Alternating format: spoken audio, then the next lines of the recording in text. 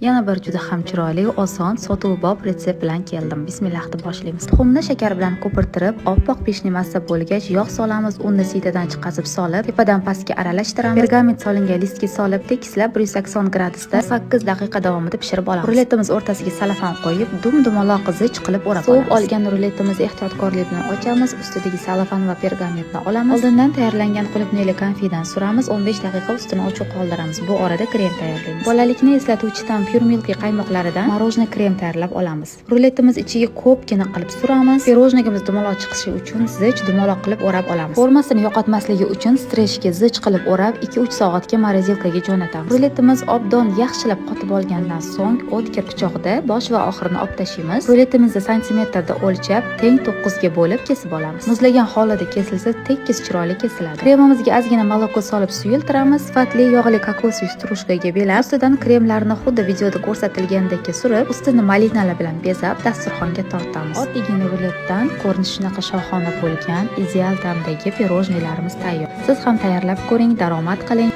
Bu videoyim uchun bitta like bosib, yaqinlarga jo'natib qo'ying. Videolarimiz sizga manfaatli bo'lishi uchun podpiska bosing.